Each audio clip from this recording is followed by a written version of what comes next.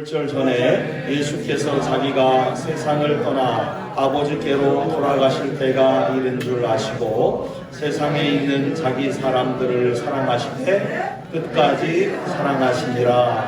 아멘. 할렐루야. 반갑습니다. 우리 쫓아서 우리 오늘 설교 제목 말씀 함께 하겠습니다. 끝까지 사랑하시니라. 끝까지 사랑하시니라. 끝까지 사랑하기를 축원합니다. 서로 인사하겠습니다. 하나님은 우리 옆 사람한테 당신을 사랑하십니다.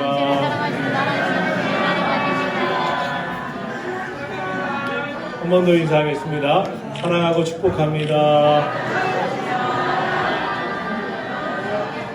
우리 이번에 인사할 때는 서로를 향해서 존중하는 마음으로 사랑하고 축복합니다. 손을 내밀고 시작. 사랑하고 축복합니다. 한 번 더 인사하겠습니다. 하나님이 함께 하십니다. 하나님이 당신과 함께 하십니다. 하나님이 저와 여러분을 사랑하심을 믿으시기를 축원합니다. 예수님이 오늘 사랑하실 때 끝까지 사랑하시니라 이 말씀을 하신 것인데 예수님을 3번이나 부인한 제자가 있습니다. 베드로입니다. 그런데 예수님이 예수님을 3번이나 부인하고 나중에 창피해서 예수님을 떠난 베드로를 찾아가서 예수님이 내가 나를 사랑하느냐? 나도 너를 사랑한다. 그렇게 예수님이 3번씩이나 계속해서 말씀하셨어요. 왜냐하면 나는 너를 사랑한다는 것을 예수님이 말씀하신 것입니다. 사람은요 이렇게 따뜻한 사랑의 마음도 있지만 이기적인 마음이 있습니다. 심리학자 에리 프롬이 이렇게 말했습니다. 이기적인 사람의 특징은 다른 사람에게 관심이 별로 없다고, 오직 자기 자신에만 관심이 있다고, 다른 사람에게는 관심을 갖지 않고 오로지 자기밖에 모른다. 여러분, 제가 여기 평안미랄에 여러 번 매년 오면서 경험하는 것은 여기 있는 목사님, 또 선생님들, 또 여러분을 사랑으로 후원하고 있는 여러분들이 그분들의 마음에 이기적인 마음보다는 여러분에 대한 사랑의 마음이 더 많은 것을 봅니다. 여러분도 사랑하는 사람이 되기를 주의 이름으로 축원합니다. 이기적인 사람의 특징은 사랑합니다, 고맙습니다, 감사합니다, 덕분에 기분이 좋아졌습니다, 은혜를 기억합니다, 이런 따뜻한 말을 할 줄 모릅니다. 그런데 이타적인 사람, 사랑의 사람의 마음은 늘 고맙습니다, 감사합니다, 덕분에 행복해졌습니다, 그리고 은혜를 많이 받았습니다, 덕분에 나는 오늘도 기분이 좋습니다. 이렇게 사랑의 마음, 따뜻한 말을 많이 하는 것입니다. 여러분, 우리 살아가면서 사랑을 많이 주고받고 사는 것이 인생인데 우리 서로 덕분에 내 마음이 행복해졌습니다. 사랑합니다. 감사합니다. 고맙습니다. 그렇게 나에게 베풀어준 은혜를 기억합니다.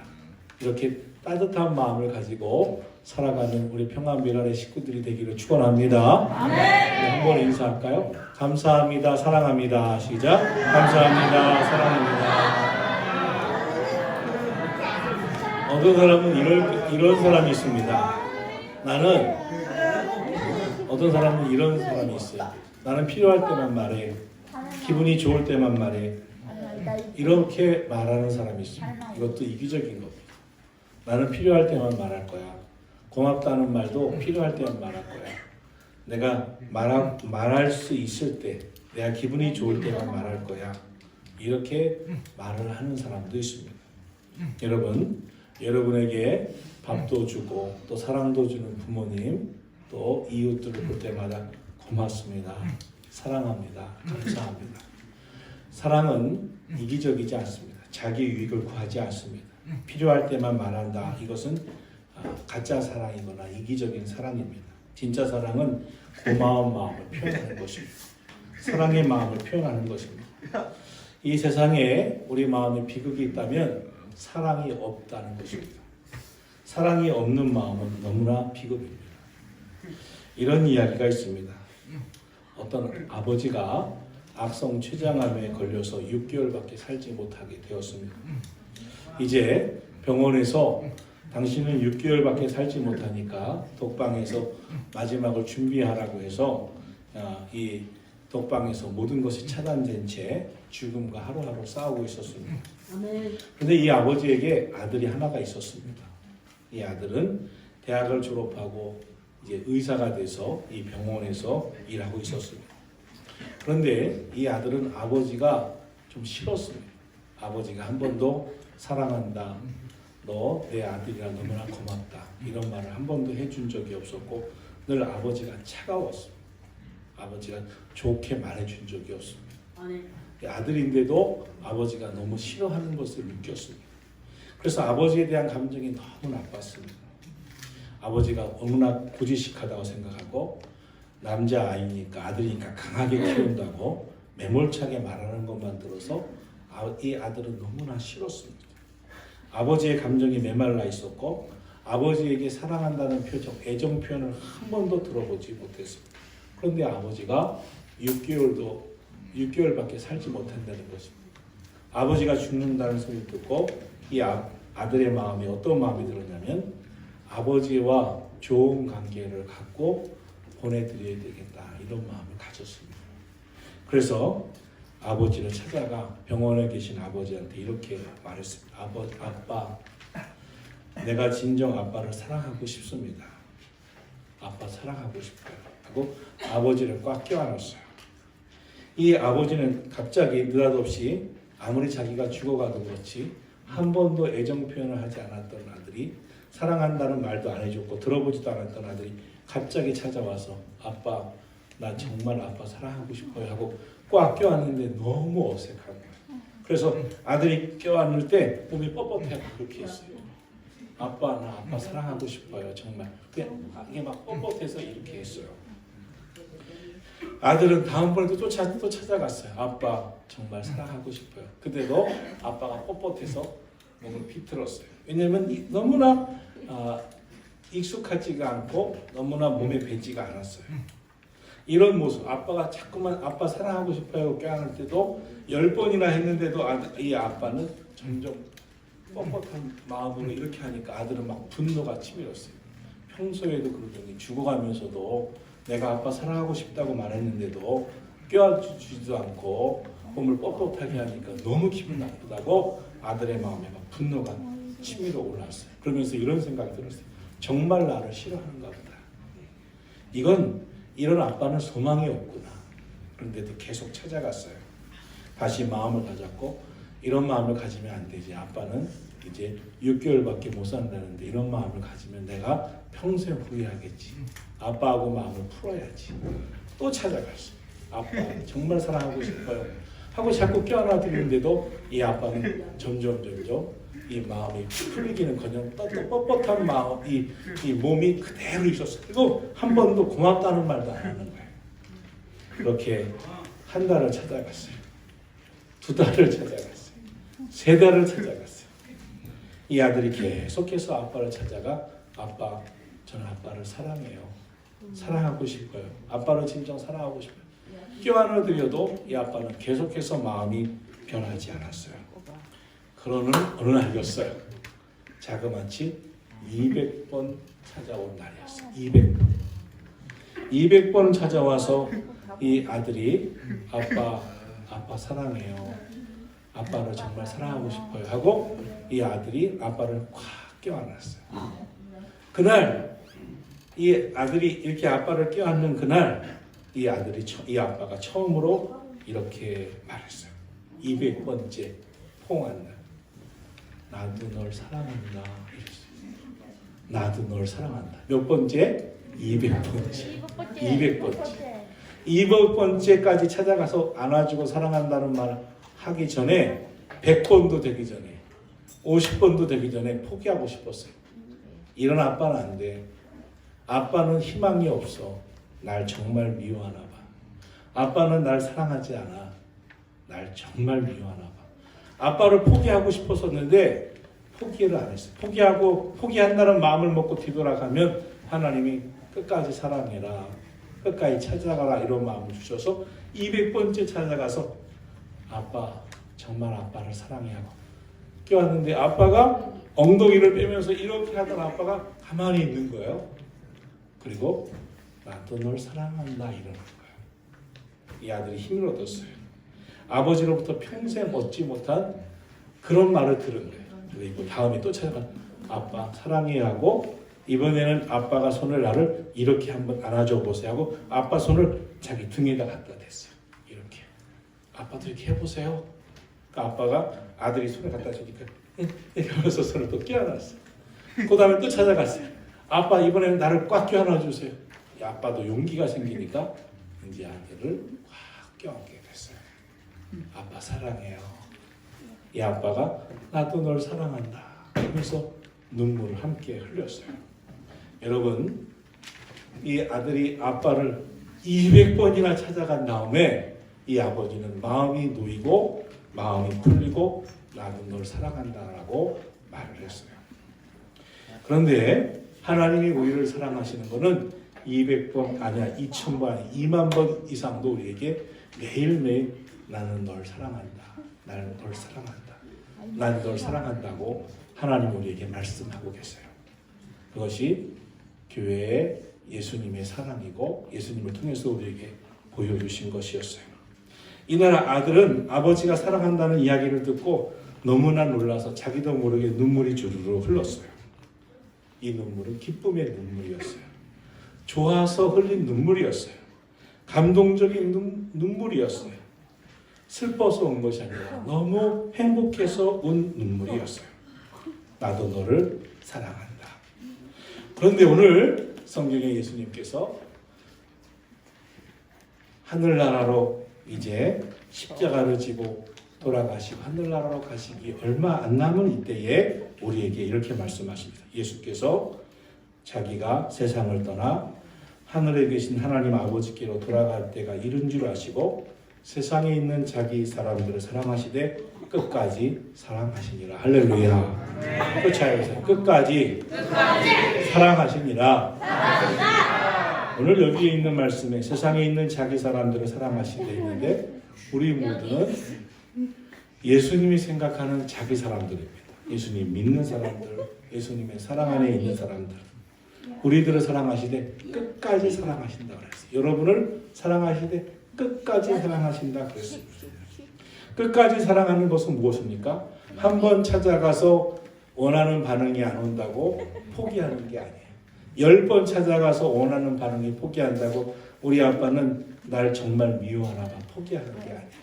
100번 찾아간다고 원하는 반응이 안 온다고 아빠는 정말 날 싫어하나 봐 라고 생각하고 포기하는 게 아니에요.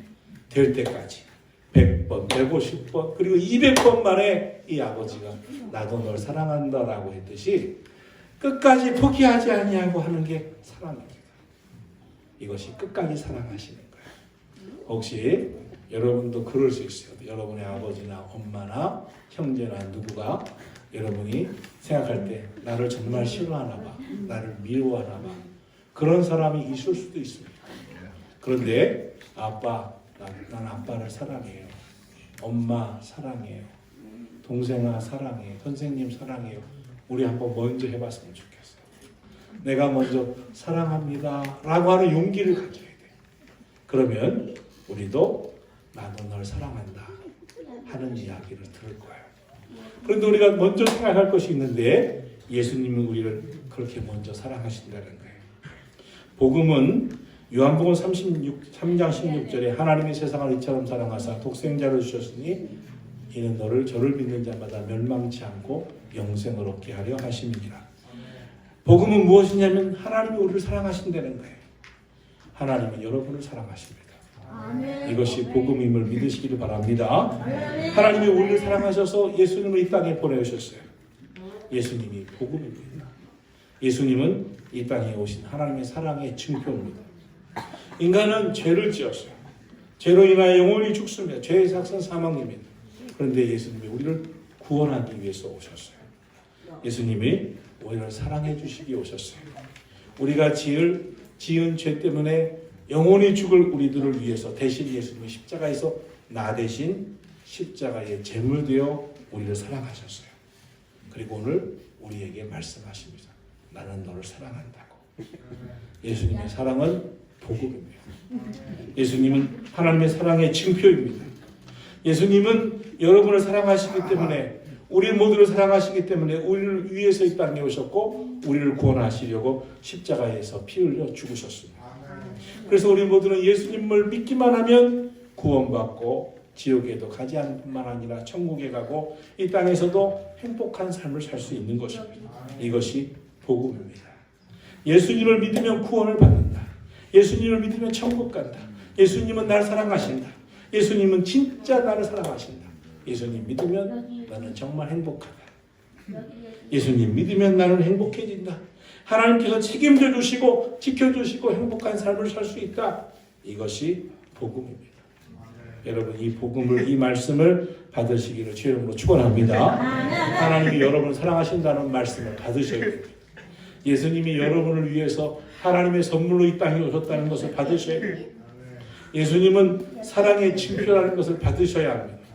하나님께서 여러분을 사랑하신다는 사실을 믿으시기를 주의 이름으로 축원합니다. 기독교는 사랑입니다. 우리 목사님이 이렇게 여러분과 함께 하는 이 일을 하시는 것도 기독교의 사랑의 마음을 갖고 하시는 것입니다. 우리가 할 일은 뭐냐면 하나님이 바로 나를 사랑하신다는 것을 믿는 거예요. 그리고 우리도 사랑하면서 사는 거예요. 하나님은 사랑하시되 끝까지 사랑하신다고 했습니다. 끝까지 사랑하신다는 것은 뭐냐면 사랑받을 만한 대상이 아닌데도 사랑하는 거예요.